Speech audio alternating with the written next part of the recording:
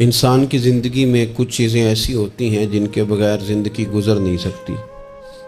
اتنی دیر تک جتنی دیر تک وہ چیز اس کے پاس موجود ہوتی ہے اسے نہ اس بات کا ادراک ہوتا ہے نہ احساس ہوتا ہے، لیکن جب وہ چیز اس کے پاس سے رخصت ہو جاتی ہے، اس کے پاس کسی وجہ سے خدا نہ خواستہ وہ چیز موجود اور محفوظ نہیں رہتی، پھر اسے احساس ہوتا ہے کہ ایک بہت بڑی نعمت تھی میرے پاس، وہ مجھ سے چلی گئی۔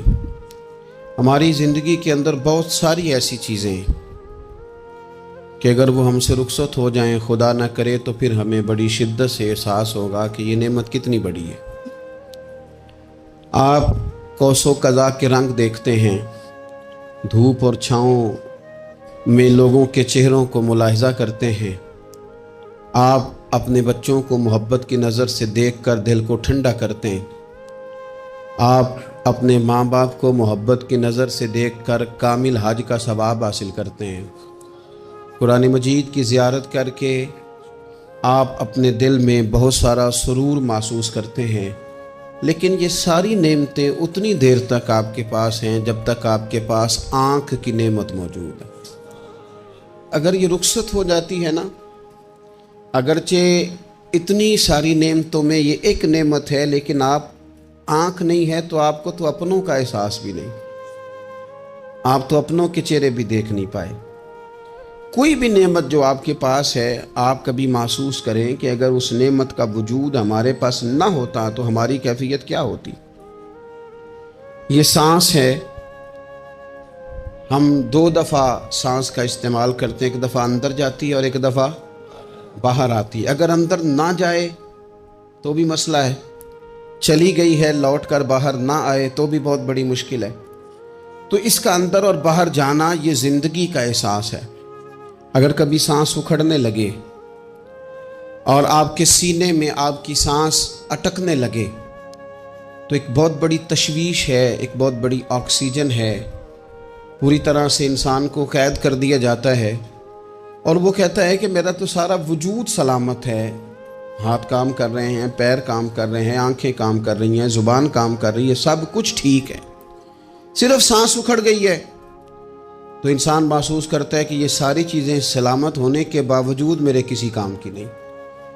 آپ کے پاس جتنی بھی نعمتیں ہیں ان کو اگر آپ شمار کریں تو کبھی آپ کہیں گے کہ ساری نعمتوں میں آنکھ زیادہ ضروری ہے، کبھی کہیں گے کان زیادہ ضروری ہے، کبھی کہیں گے زبان زیادہ ضروری ہے، کبھی کہیں گے دل زیادہ ضروری ہے، کبھی کہیں گے روح زیادہ ضروری ہے، لیکن میں آپ سے عرض کروں ان ساری چیزوں کے بغیر گزارا ہو سکتا ہے، رسول کائنات کی غلامی کے بغیر گزارا نہیں ہوتا۔ کیوں؟ اس لیے کہ اگر حضور کی شفقت نہ ہو، نبی پاک علیہ السلام کی رحمت نہ ہو، وہ ابن القیم نے ایک جگہ پہ کہا تھا کہ یہ حضور نے ہمیں انسان بنایا ہے، یہ نبی پاک علیہ السلام نے انسانیت کے اسباق پڑھائے ہیں، اخلاقی رویے کیا ہوتے ہیں حضور نے بتلائے ہیں، اگر حضور کا کرم نہ ہوتا تو انسان ایک دوسرے کو کاٹ کے کھاتا۔ یہ حضور نے بتلایا ہے کہ تم نے کس طرح زندگی کو گزارنا ہے۔ محبوب کریم علیہ السلام کا وجود نور ایک ایسی چیز ہے کہ اگر وہ کائنات سے معاذ اللہ سائیڈ پہ کر دیا جائے تو اس کائنات کا قائم رہنا کسی صورت بھی ممکن ہے ہی نہیں۔ اسی لیے تو اقبال نے کہا تھا کہ ہو نہ یہ پھول تو بلبل کا ترنم بھی نہ ہو، چمن دہر میں کلیوں کا تبسم بھی نہ ہو نہ یہ ساقی تو پھر میں بھی نہ ہو، خم بھی نہ ہو، اور بزم توحید بھی دنیا میں نہ ہو، تم بھی نہ ہو۔ وہ بڑی بات کہہ گئے ہیں، میں نے بھی اس کو کوئی نہیں کھولنا، کہتے ہیں بزم توحید بھی دنیا میں نہ ہو، تم بھی نہ ہو، خیمہ افلاق کا استادہ اسی نام سے ہے، اور نبض ہستی تپش آمادہ اسی نام سے ہے۔ تو اقبال پھر ہمیں کرنا کیا ہے؟ کہنے لگے کرنا آپ کو یہ ہے کہ قوت عشق سے ہر پست کو بالا کر دے اور دہر میں اسم محمد سے اجالا کر دے۔ یہ کرنے کا کام ہے، اس رستے پہ آپ چل پڑیں۔ میرے بھائی، پہلی امتوں کے آپ تذکرے پڑھ لیں، کتابوں میں موجود ہیں، سورہ آراف کو دیکھ لیں، اس میں بہت ساری چیزوں کا تذکرہ کر دیا گیا ہے، اور بھی قرآن مجید کی بے شمار صورتیں ہیں، آپ ان کو دیکھ لیں، اس پر غور کر لیں۔ جب قومیں نہیں مانتی تھی، انکار کرتی تھیں، تو اللہ تبارک و تعالیٰ انہیں تباہ کر دیتا تھا۔ بات نہیں مانی، ختم ہو گئی۔ ایک مقصد ہے نا جس کے لیے کسی چیز کو بنایا گیا ہے، تو مقصد تخلیق انسانیت کیا ہے کہ وما خلقت الجن والانس الا لیعبدون، جنوں اور انسانوں کو اللہ نے اپنی عبادت کے لیے پیدا کیا، اور ان کو جب عبادت کی دعوت دی گئی، جب انہیں پیغام دیا گیا اللہ تعالیٰ کی توحید کا، انہوں نے نہیں مانا، تو جس مقصد کے لیے بنایا تھا جب اس طرف ہی نہیں آئے۔ یہ پنکھا لگایا جاتا نا ہوا کے لیے، تو اگر پنکھا ہوا نہ دے تو اس کا کوئی چھت پہ کام ہے؟ اس کو اتار کے تو آپ سکریب والے کے پاس بھیج دیں گے، بھی ختم ہو گئی بات۔ تو مقصد جو تھا نا اللہ کی عبادت تھی، تو جب قومیں اللہ کی عبادت کی طرف نہیں آئیں تو اللہ نے انہیں تباہ کر دیا اور صفحہ ہستی سے مٹا دیا۔ اللہ تعالیٰ کے پیارے محبوب علیہ السلام نے کفار مکہ کو، قریش کو، عالم عرب کو، عالم انسانیت کو دعوت دی، وداعیاً الی اللہ باذنہ وسراجا منیرا۔ اس منصب پر فائز ہو کر حضور نے دعوت دی۔ جب انہوں نے دعوت کا انکار کیا، حضور نے انہیں عذاب سے ڈرایا، اللہ کے عذاب سے، چونکہ حضور نذیر ہیں۔ انہوں نے یہ کہا کہ اگر آپ کہتے ہیں نا کہ ہم پر عذاب آئے گا تو پھر آپ وہ عذاب لے آئیں، ہم پہ آئے۔ جب کوئی آدمی منہ سے تباہی مانگے، جب کوئی شخص اپنے منہ سے یہ کہے کہ کر لیں جو ہوتا ہے معاذ اللہ، تو اگر تو سامنے والا کمزور ہو تو شاید وہ کچھ نہ کر سکے، لیکن یاد رکھنا کئی دفعہ کمزور ہوتا ہے تو کچھ نہیں کرتا، تو کئی دفعہ مہربان بڑا ہوتا ہے، رحمان اور رحیم کئی دفعہ کرم نوازی کرتا ہے۔ جب انہوں نے کہا نا کہ لائیں وہ عذاب ہے محبوب جس کا آپ وعدہ کرتے ہیں، تو اللہ نے کیا فرمایا؟ فرمایا وما کان اللہ لیعذبہم وانت فیہم۔ محبوب رب کی یہ شان ہی نہیں کہ انہیں عذاب دے، کیوں؟ اس لیے کہ آپ ان کے درمیان موجود ہیں۔ اے محبوب علیہ الصلوۃ والسلام، اللہ کی یہ شان نہیں کہ انہیں عذاب دے اس حال میں کہ آپ ان کے درمیان موجود ہیں۔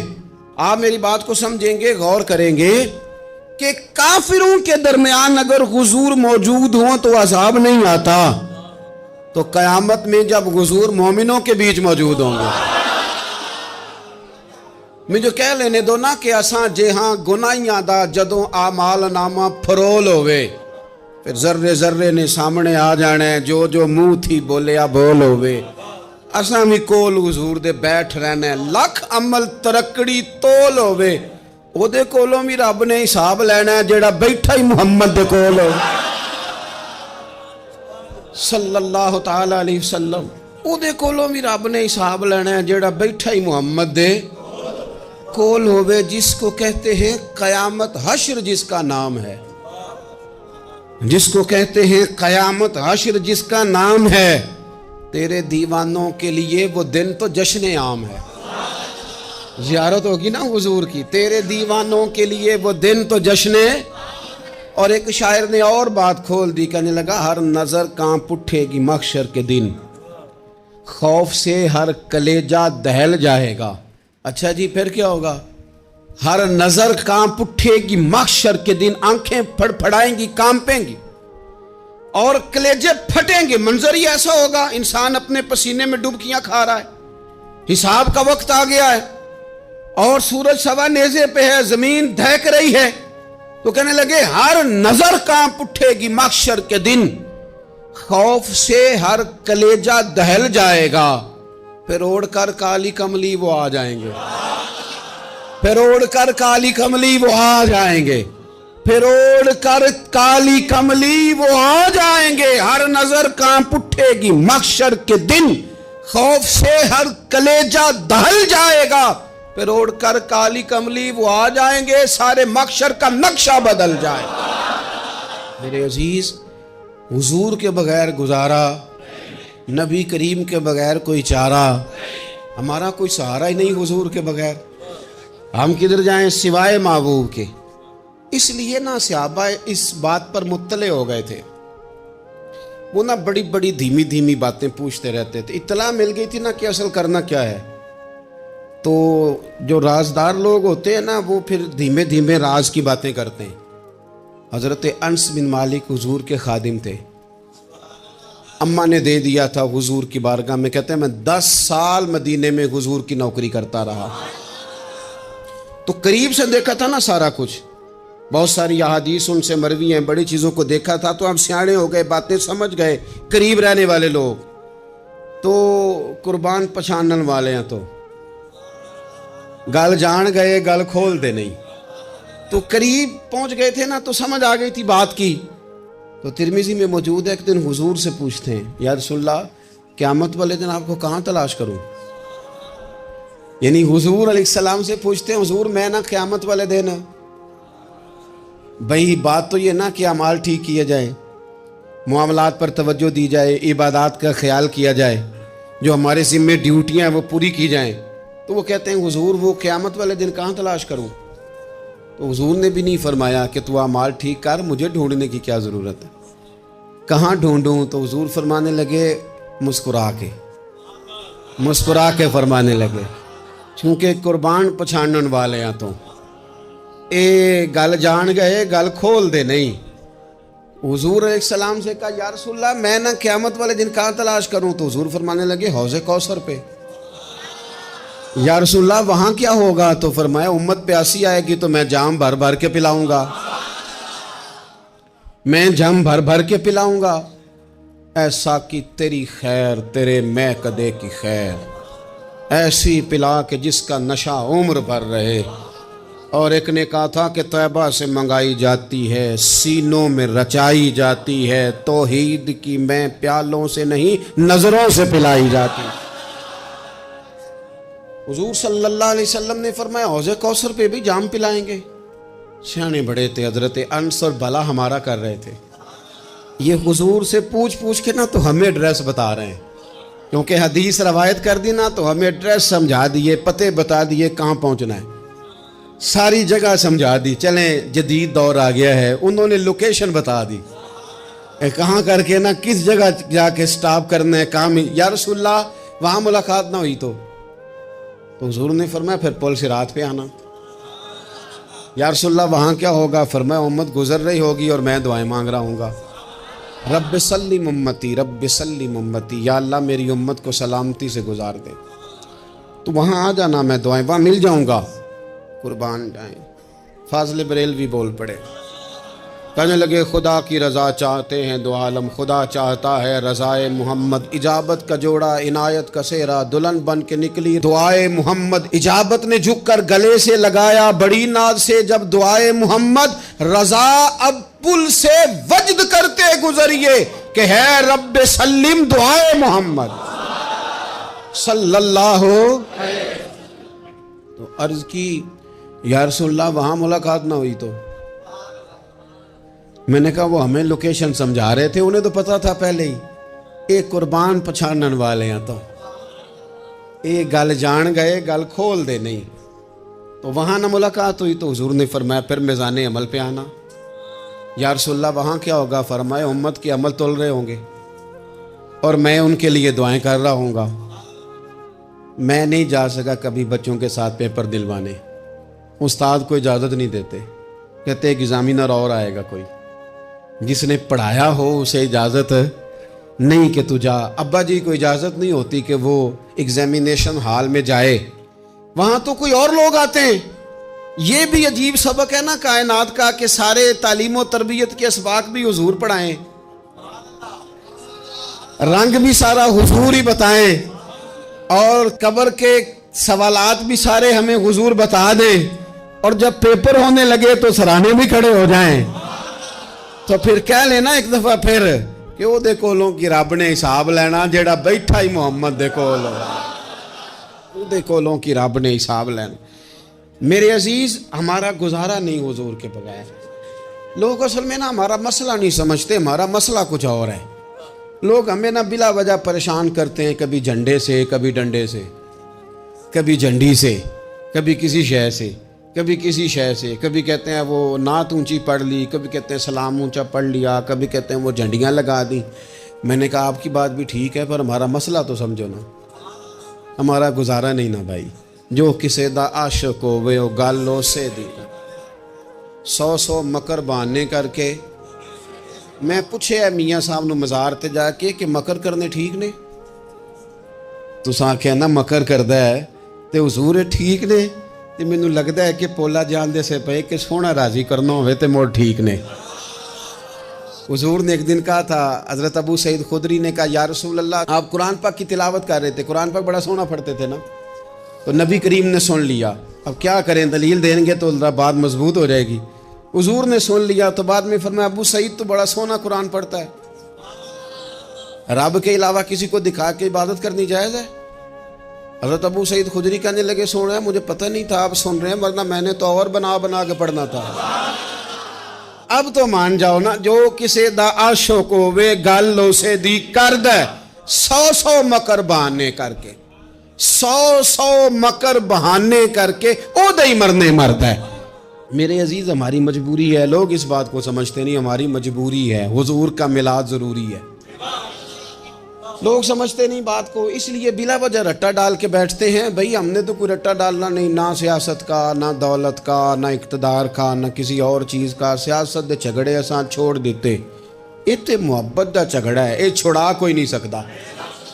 تو میرے عزیز ہمارا حضور کے بغیر گزارا، اور نبی پاک علیہ السلام کے بارے میں رب فرماتا ہے وَلَسَوْفَ يُعْطِيكَ رَبُّكَ فَتَرْضَىٰ، محبوب میں آپ کو اتنا دوں گا کہ آپ اپنے رب سے راضی ہو جائیں گے۔ کیا کروں میں؟ اب یہ آیت اتنی شاندار ہے۔ حضرت امام زین العابدین رضی اللہ تعالیٰ عنہ سے کسی بندے نے کہا قرآن پاک میں سب سے زیادہ امید والی آیت کون سی ہے؟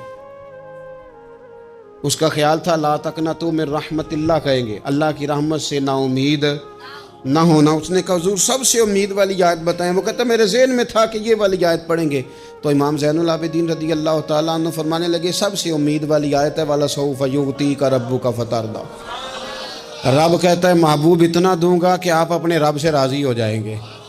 آیت نازل ہو گئی تو حضور پتہ کیا فرماتے ہیں صحابہ سے؟ فرماتے ہیں رب کہتا ہے حبیب تجھے راضی کرنا ہے، اور جب تک میرے سارے غلام جنت میں گئے نہ میں نے اللہ سے راضی ہونا ہی نہیں، میں نہیں راضی ہوتا اللہ سے۔ سارے جائیں گے تو تب تو میں تو کہتا ہی رہوں گا نا قربان پچھانن والے آتا، او گل جان گئے پر گل کھول دے، او گل کھول دے نہیں۔ پتہ چل گیا بات کا، حضور کے بغیر گزارا، حضور کے بغیر کوئی چارہ ہی نہیں۔ اور خود حضور کیا فرماتے ہیں، یہ سنن ابن ماجہ ہے، میرے رسول پاک صلی اللہ تعالیٰ علیہ وسلم ارشاد فرماتے ہیں، حدیث کے راوی حضرت ابو موسیٰ اشعری رضی اللہ تعالیٰ عنہ، حضور فرماتے ہیں کہ اللہ نے مجھے اختیار دیا۔ یا رسول اللہ کس بات کا؟ فرمایا رب نے اختیار دیا میں چاہوں تو آدھی امت بغیر حساب کے جنت چلی جائے، اور میں چاہوں تو اللہ سے اختیار لے لوں کہ یا اللہ مجھے شفاعت کا حق دے، میں سفارش کرتا جاؤں اور تو انہیں معافی دیتا جائے۔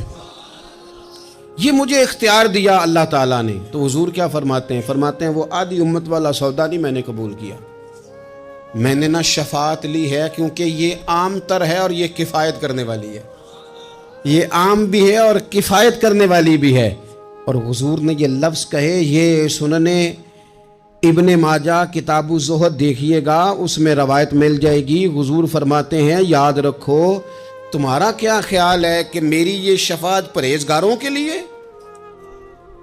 خود جملہ استفہامیہ سے بات کرتے ہیں، تمہارا کیا خیال ہے کہ میری یہ شفاعت جو قیامت میں سفارش کروں گا تو پرہیزگاروں کی کروں گا؟